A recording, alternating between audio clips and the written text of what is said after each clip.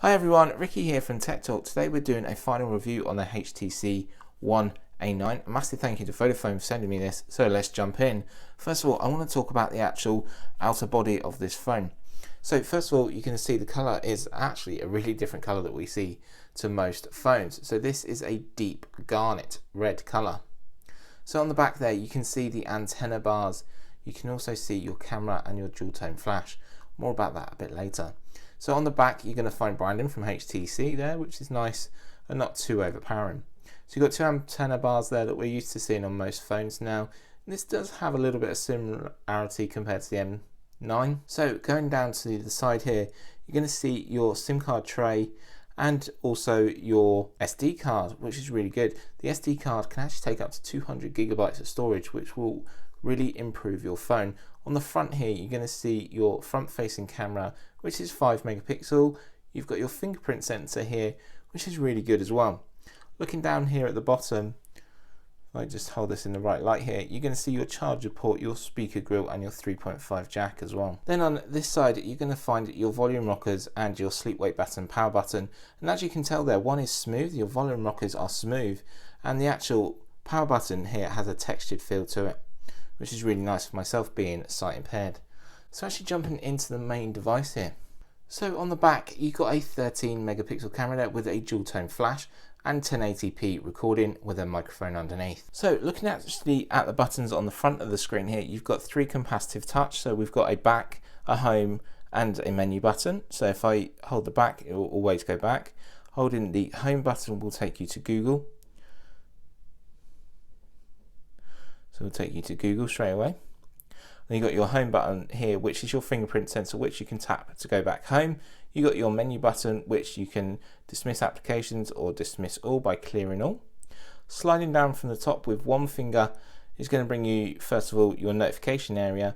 If you carry on down with that one finger, it's going to bring you your widget area. There's loads of widgets to choose from. With 2 fingers, that brings that widget area up straight away. Looking at the lock screen here, so you can jump into either your phone, your messages, unlock the device, Chrome or your camera. Also you have a weather widget here. So like I said, this is a fingerprint sensor and you can either use your fingerprint straight away from here and it will unlock your device, or put in a PIN, password or pattern as well you can set for your security. So your main home screen here, so we've got the weather widget, we've got a Google search widget here. Also you can change where you are. So this has either home, out or work. So if I change it to out here, if I change it to out, the application's actually changed. You see we get Google Maps and other information. So if I just change this once again to work,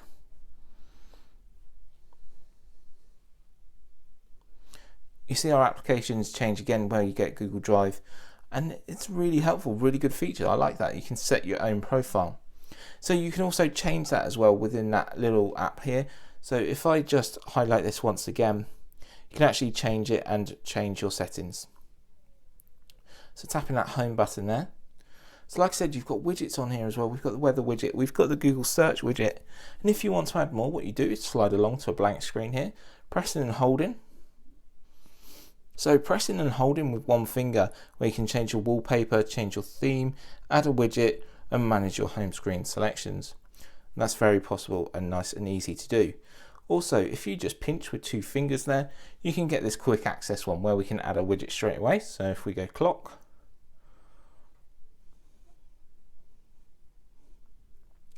go home, there is our clock, nice and easy. So pressing down on the widget and actually holding it, we can move it around to wherever we want on the home screen or on our screen here.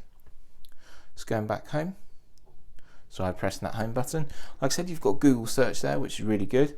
Sliding along to the far left, you've got something called Blink Feed, HTC's Blink Feed, where you can add all your accounts. You can see your social media accounts there, and you can stay up to date with the latest news and reviews from everywhere around the world. So moving on to the camera of this phone. So the camera is really good. It's the 13 megapixel camera, like I said, with a front facing camera of 5, and also it has that full HD recording. So you're going to get 4K recording with their flagship phone. So the camera is nice and sturdy, it works really well, it comes with many different modes here. So you can change the settings very easily. Press this little icon down here. if I just highlight this icon here, you've got 6 actual modes. So you've got Pro, Selfie, Hyperlapse, Camera, Slow Motion, and Panorama, which is really good. The Pro one seems to be really well actually. I do enjoy using the Pro one, and we have taken some pictures and they will be up on our website very shortly. So just tapping that home button, you can get out of this and go back home. The operating system on the HTC One A9 is Google Android, and it's number 6, and it's Marshmallow, and it works really well, really fluid. Haven't had an issue over the past 2 weeks. Google Play Store has been updated on this one as well, and it seems to work really seamlessly, and I haven't had an issue. Overall, I've really enjoyed using this phone. It's been very quick, very powerful, and that comes from that octa-core processor. So it's got 8 processors in there, which is running at about 1.8 to 1.5 gigahertz. So storage wise, this is a 16GB model. Like I said, with that SD card you can take that up to 216GB. The 32GB model is also available, and with the 32GB you can get 3GB of RAM. With this one you only get 2GB, so bear that in mind. The screen is a 5-inch display, and it is an AMOLED display. I'm watching like movie trailers. I've watched Only Fools and Horses on here. It seems really well, seems nice and vibrant colour. So the speaker grille has moved from the front here that we're used to seeing on the HTC flagship phones to down here, bottom facing, which is okay. At least it's not on the back, at least it's not muffled. But with headphones as well, you can actually make it sound a lot better. So overall, like I said, I've had this phone for about 2 weeks now. Been using it for many different things, for my social media accounts, checking my emails. Seems to be working really fine. Overall, I love the design. I love that colour. It's a really nice colour, and I think that's nice to see. It comes in 2 other colours as well. It comes in grey, it comes in silver, which we're used to seeing on their flagship models. For their less budget phone, I think it's a great device. Running the latest Android software, very powerful. It's good to see how well these phones are moving on this year. Please let me know what you think down below. Really interested to hear from you. Please give a thumbs up, and I'll catch you in my next video. Bye for now.